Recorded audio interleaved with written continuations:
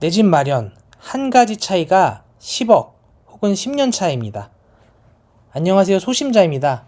오늘은 처음 내 집 마련 하시는 분들이 어떤 생각을 갖고 어떤 행동을 하시는지 살펴본 다음에 정말 중요한 거 하나를 놓치고 계신 것 같아서 그걸 알려드리려고 왔습니다. 요즘 내 집 마련 하고 싶으신 분들은 유료 임장 크루라는 걸 참여한다고 해요. 조금 나쁘게 말하면 누군지도 모르는 사람에게 돈을 주고 따라가서 임장을 어떻게 하는지 배운다. 이런 개념이라고 보시면 됩니다. 또 임장 보고서를 쓰는 걸 따로 배운다고 해요. 이거를 쓰는 데는 30일 정도 걸리고요. 그리고 여기에는 정말 많은 내용들을 담고 있고 30에서 40장짜리 파워포인트를 만들어서 그걸 또 다시 공부한다고 하더라고요. 이런 일 왜 할까 생각해보면 여기 써있는 것처럼 편안한 노후를 위해서 한다곤 하지만 결국에는 인생의 가장 큰 지출을 하는 만큼 조금 더 높은 수익률을 가져가고 싶어서 고민을 하시다 보니 이런 선택을 하셨던 것 같아요. 그래서 이렇게 한 다음에 좋은 성과로 이어진다면 너무 좋겠죠. 하지만 제가 생각했을 때 가장 중요한 요소 한 가지가 이들이 공부하는 리스트에는 없더라고요. 저는 이 한 가지 요소가 어떻게 보면 가장 중요한 요소라고 생각하고 이것의 차이를 이해했을 때 가장 좋은 단지를 선택할 수 있다고 생각하는데 이 개념 자체를 한 번도 안 들어보셨다는 분들이 너무 많아서 너무 놀라는 마음에 이 내용을 준비해봤습니다. 그렇다면 제가 생각하는 가장 중요한 요소 한 가지 무엇일까요? 바로 환금성입니다. 환금성이란 말 처음 들어보신 분들도 계시죠? 환금성이라는 건 사전적 의미로 봤을 때는 물건을 팔아서 돈으로 바꿀 수 있는 성질이라는 이해하기 어려운 뜻으로 설명이 되는데요. 우린 앞으로 환금성을 이렇게 이해하면 좋을 것 같아요. 환금성이 좋은 단지라는 것은 하락장에서도 빠르게 거래가 이루어지는 단지다. 그리고 이런 단지를 선택해야만, 그리고 이런 한 가지 차이를 가진 단지를 골라야만 장기적으로 10년이나 10억을 앞서갈 수 있다. 이렇게 이해하시면 될 것 같아요. 이게 무슨 얘기인지 조금 더 자세히 말씀드릴게요. 왼쪽의 단지가 환금성이 좋은 단지고 오른쪽의 단지는 환금성이 덜 좋은 단지라고 보시면 됩니다. 조건이 약간 차이는 있지만 세대수가 엄청 드라마틱하게 다르지 않고요. 이 두 단지 모두 사실 가성비 단지로 사람들에게 많이 사랑받는 단지라서 각각 이름 들으시면 되게 반가우실 거예요. 그렇지만 저는 왼쪽 단지에 손을 들어주고 싶고 오른쪽 단지에 손을 들어드리기는 어려워요.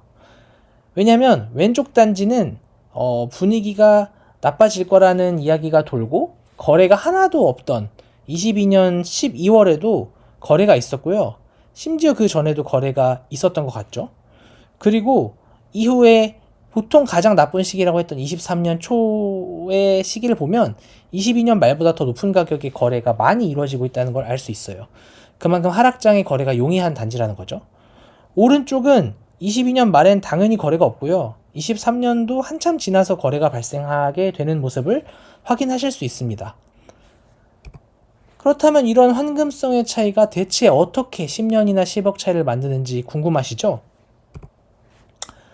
요거에 동의를 하셔야 돼요. 뭐냐면 사실 우리가 처음에 시드머니가 부족하고 대출 여력이 부족하기 때문에 9억, 10억 이런 단지들 안에서 비슷한 것들을 비교하는데 굉장히 많은 에너지를 쓰잖아요. 근데 사실은 그게 중요한 게 아니라 어떤 시점엔 갈아타기를 통해서 이렇게 이름을 줄여서 말해도 알만한 단지들에 입성하는 게 목표가 될 거예요. 그게 투자 성과 측면에서도 당연히 유리하고 꼭 투자가 아니더라도 내가 이런 데 삽니다. 마치 옛날에 어떤 차를 타면 내가 높은 사람이 되는 기분을 줬던 것처럼 요즘에는 집이 나를 대변하기도 하잖아요. 그래서 그런 측면을 생각해보면 결국에는 그런 처음 산 집에서 요런 데로 잘 갈아타는 게 중요한 거잖아요. 갈아타는 게 중요한 거기 때문에 당장 큰 수익률의 차이가 나지 않는 아파트 안에서 너무 많은 비교를 하기보다는 비슷한 조건이라고 하면 갈아타기가 더 쉬운, 그러니까 환금성이 좋은 단지를 골라야 한다는 이야기를 하고 있는 겁니다.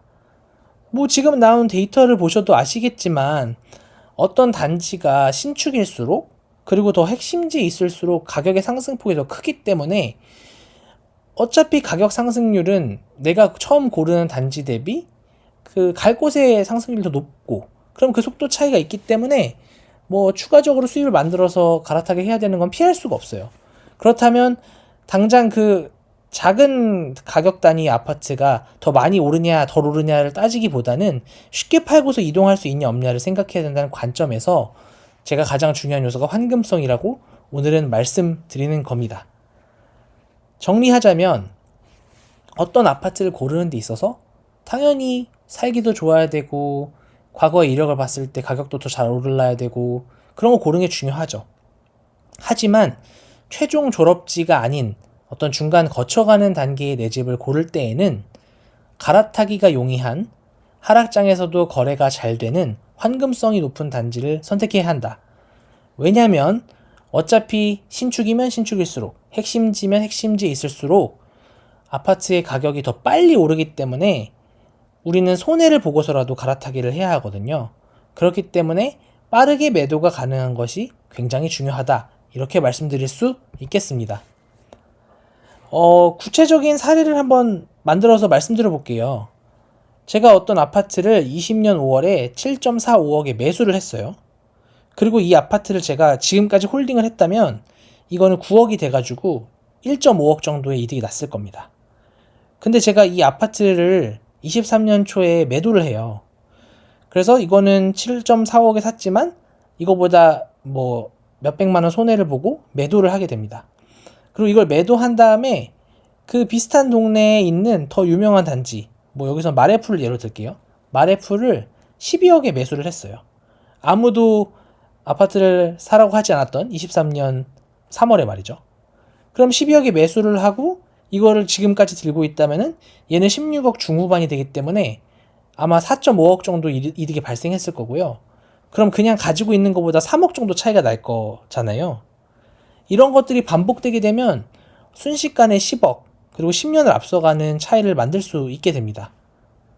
이제 환금성이 왜 중요하다는지 이해가 되시나요? 결론입니다.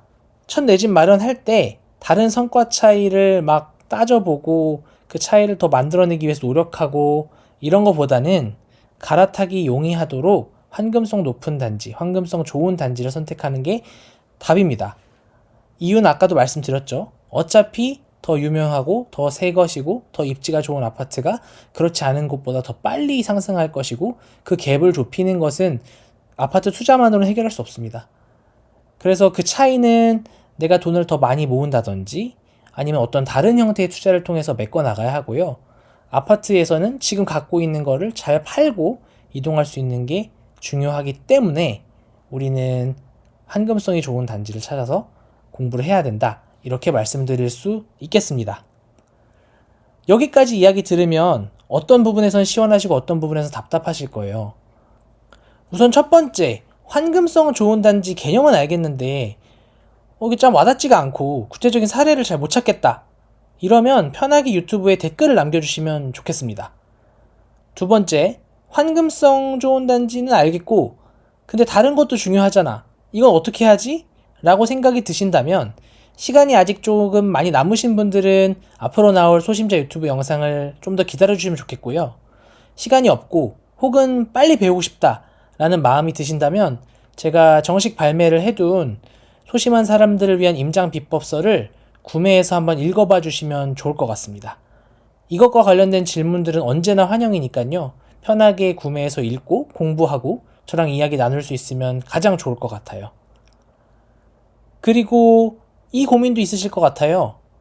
아니 내 집 마련하면 그 다음 더 좋은 데로 갈아타는 건 자연스럽게 되는 거 아니야? 그거 아닌 것 같은데 어떡하지? 라고 고민이 되신다면 제가 시드머니를 어떻게 하면 안정적이면서도 예적금보다 빠르게 불릴 수 있을지 관련한 영상을 다음 주에 올릴 예정이니까요.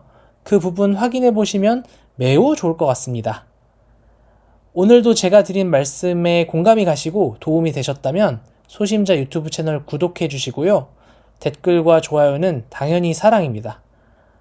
오늘도 끝까지 들어주셔서 감사합니다.